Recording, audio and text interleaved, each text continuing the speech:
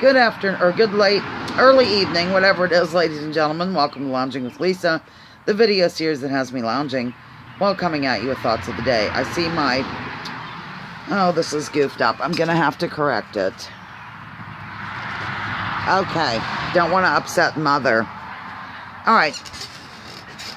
I was, for a little bit, I went out to the backyard to take in my non-corporate gentleman who I like, my non-corporate news presenter, analyst, whatever you want to call him, named Mike Rivero. I agree with him on a wide variety of subjects. One thing I wish he would get away from, perhaps I will call him, suggest it, I'm so sure, is this, still calling liberals, saying liberals and conservatives and all that. That kind of bothers me.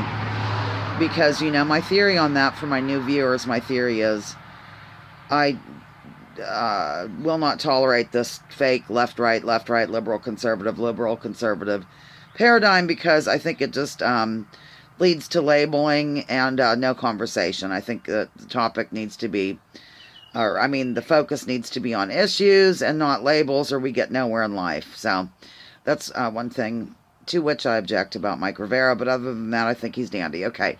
During his show, he had an item about Hillary Clinton evidently is still not accepting reality, and she is now blaming the DNC, of all things, on her loss.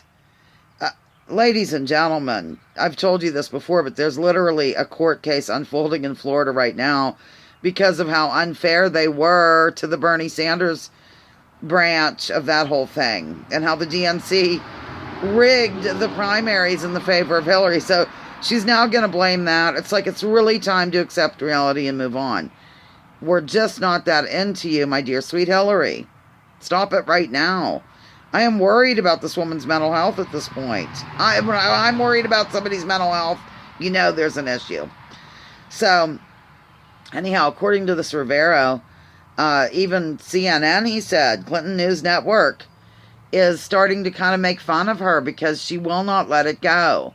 She's out there looking at the camera saying, the Russian WikiLeaks, which, of course, is a fake news story. This is one area that I agree with Donald Trump about some of the fake news stuff that he says.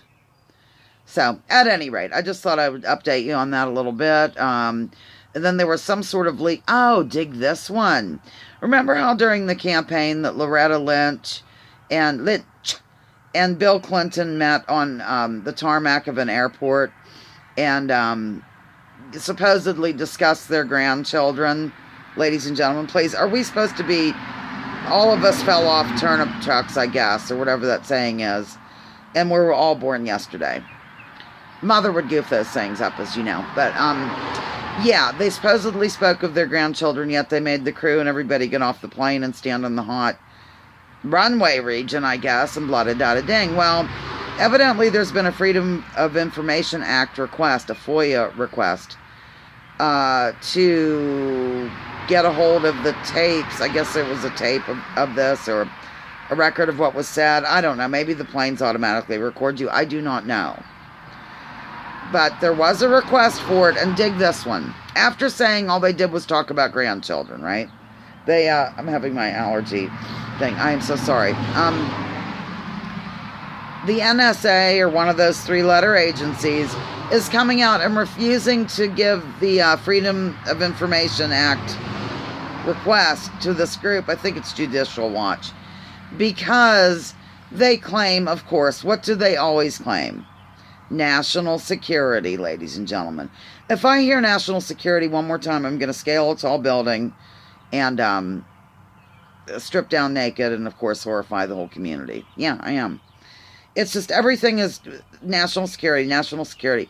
That's bull. If they only talked about their grandchildren, then there wouldn't be some national security issue, please. Hillary Clinton, get thee to a nunnery immediately, if not sooner.